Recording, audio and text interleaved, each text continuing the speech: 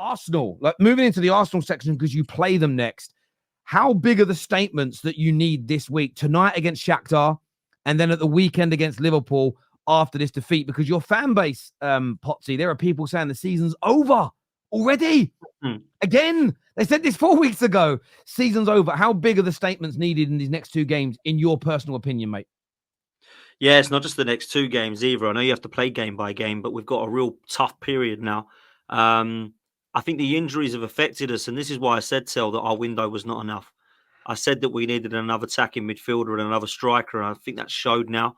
I've got no problem with you keeping Ethan Nwaneri in the side, but if you don't trust him, we needed to get somebody that you did trust in the summer. And a striker is clear because Havertz can't do it all. Jesus is not performing. Sterling, he's not been good enough for what we need. And if I'm honest with you, we've also got some players that have got to look at themselves this season, I think, individually.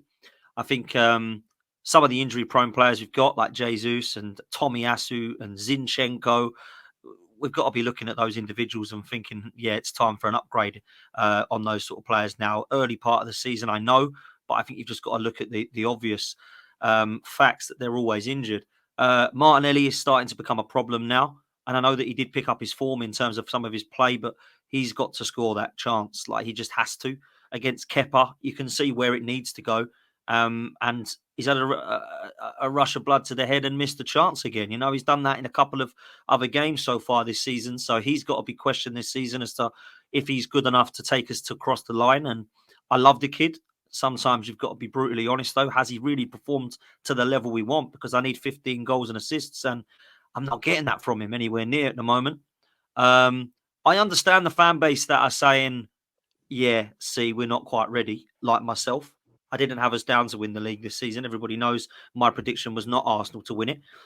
But I don't really understand those who are like, I think we're going to win it. I think it's this season. I think this is going to be it. No, it's not. I don't quite get that after one defeat. I personally feel, you know, that there's going to be more potentially like this. I think there will be across the season. This is looking very like the Fulham away result of last year. I expect there to be another couple of West Ham and Villa results from last year on the way. And it really is then on Liverpool and Manchester City. What I will say is if we lose this weekend, it's going to be incredibly difficult to win the league. Oh, the meltdown is going to be amazing. I'll be there, man. 6 points behind City, 7 points behind Liverpool in game week 8, would it be? That is not a good start for Arsenal, particularly when after that you've got Newcastle away, Chelsea away, Inter Milan away, Preston away. Obviously, two of those are in the cup competitions, Champions League and Carabao Cup, but Newcastle away and Chelsea away is a madness. And I think, you know, look, we've got through a real tough run of fixtures. I think it's been probably the most unkind fixtures we've ever had to start with, to be honest. Not just the teams we're playing, the fact that it's landed away from home.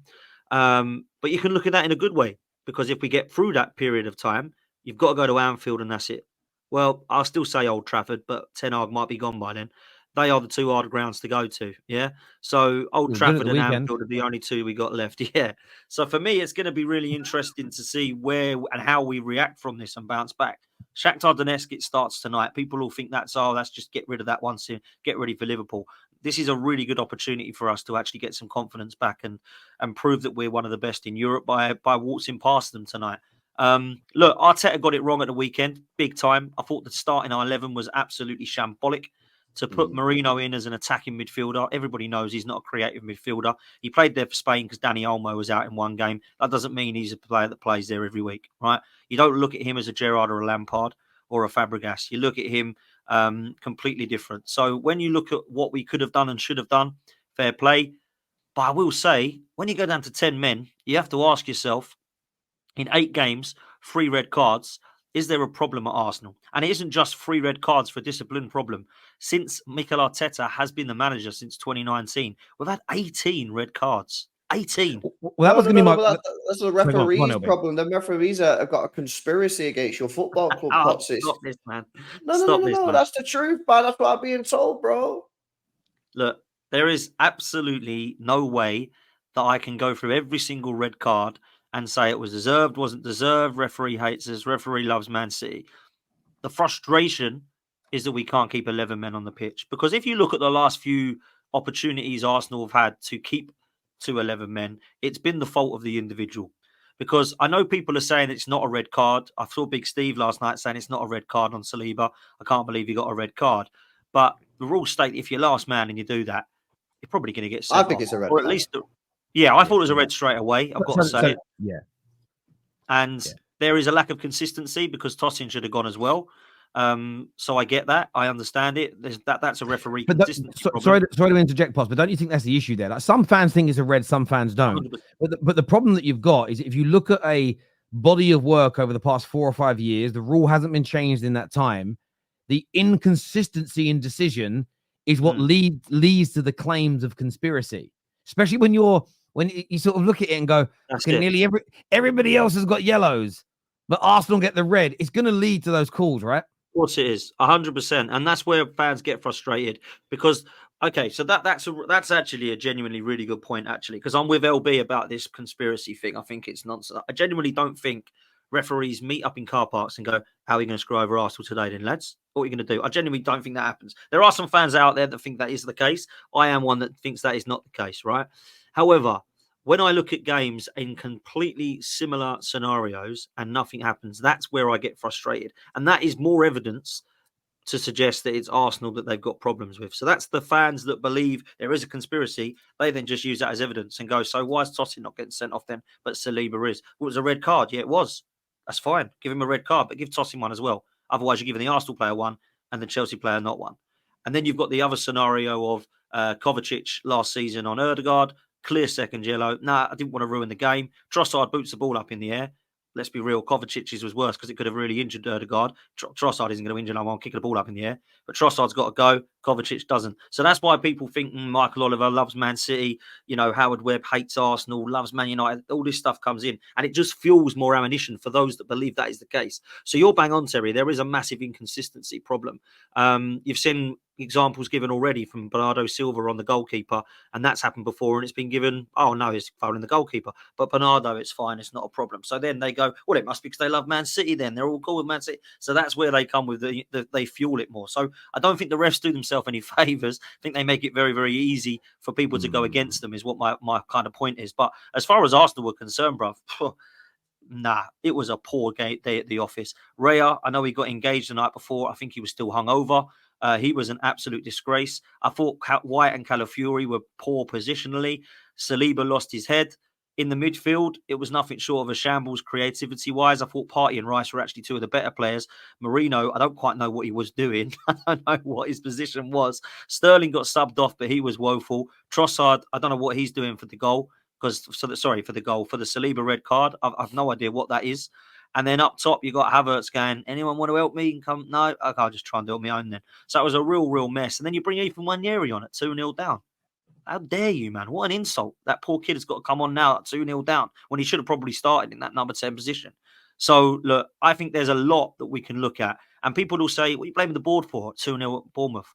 I'm blaming the board and the ownership to say, do you think that window's shut? And you can seriously, as a board and an owner, go, there we go. Title winning team. He's got everything he wants now. Go and do it.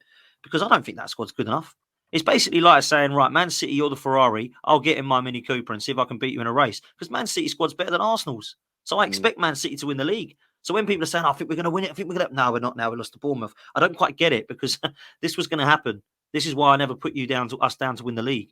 So, look, Liverpool, I think, will fall off. It's looking good at the moment. They haven't really had a massive test yet. I think that test will come at us against the weekend. But when we're going into games without Saliba, without Ødegaard, and without Saka, and without Timber, yeah, it's a problem, man. And we've got to look at the transfer window and say, did we do enough? Because when them players are out, can we replace them? Is it adequate cover? Not for me, man. Not for me. Yeah, listen, I agree with what you said. I mean, I'm looking at your team that you put out there, yeah, and it just doesn't look like a team that can win the title. I mean, your front three was Leandro Trossard, Havertz, Sterling, and then Marino basically is your most attacking midfielder.